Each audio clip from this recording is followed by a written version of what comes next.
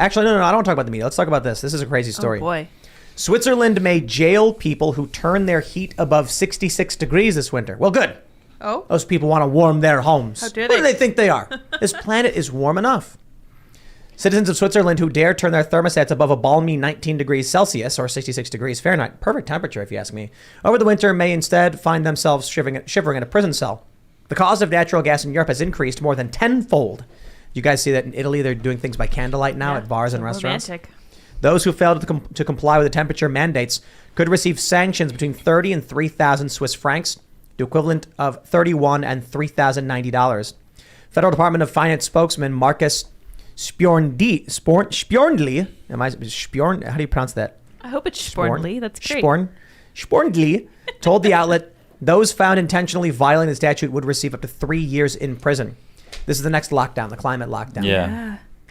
And they're going to implement it through smart cities and smart meters. You know, a couple of years ago, we saw people screaming, they're installing the smart meters, don't do it, they're going to control everything, and people thought they were crazy. Yeah. And now when we see stories like this and how people are having their heat turned off because they're turning the heat up too much, it really puts things into a perspective that I think is worth considering, especially with how technology is being more involved in our everyday lives and how central controllers are using it to track, trace, and database. It's kind of amazing. You know, they say climate change and all that stuff. You got to buy electric cars.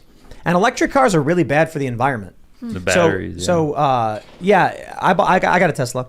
We went to a supercharger and I plug it in and I'm sitting there and I'm looking at the cost and it was half the cost of gas. Half. Like, you think it's going to be cheap. Not only did it take 20 minutes to recharge the car, but we ended up spending, I think it was like $20 to like fill up, to like recharge. And I was like, okay, well, that's cheaper than gas, but it's still, I'm pulling up to a gas station, plugging in, spending $20 on my credit card.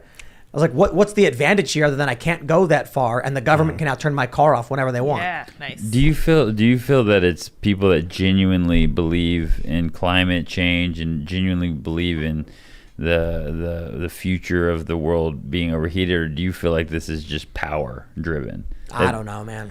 I think this is going into, there's a big agenda in the UN 2030 vision, which is also pictured by the Build Back Better Great Reset World Economic Forum vision. They share the same vision. It's essentially the same thing. They just kind of rebrand it for marketing purposes. And their vision is, of course, getting rid of cars. And if you look at major cities and the way that they've been developing, they've been getting rid of people's ability to drive cars. When you drive a car, you have freedom. You have the ability to go anywhere you want. They want people stuck in cities dependent on public transportation. Mass transit. Essentially, that is the end goal that they are reaching for, because then you could have total enslavement of people that can't escape, that can't run away. And when you look at their goals, they're already implementing it. It's not cost effective to have a car in New York City. Insurance rates are crazy. Speed cameras everywhere you go.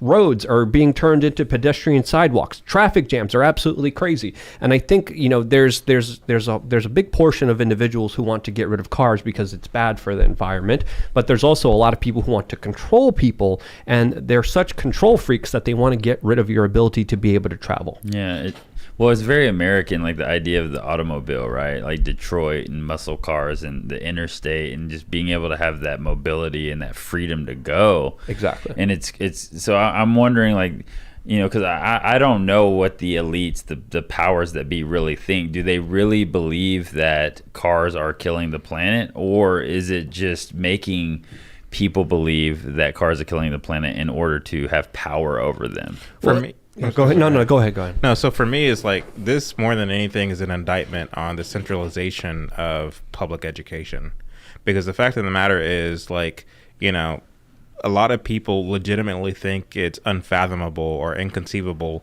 that our government will have, you know, doesn't have our best interest in mind. And so to the extent that a government like, you know, in Switzerland would, you know, crack down on the way in which people kind of regulate the temperature in their home, rather than thinking of this as a kind of tyrannical thing, many people unfortunately think of this as the government having our best interests in mind. And so, you know, for me, it is leading up to Luke's point to kind of a globalist agenda.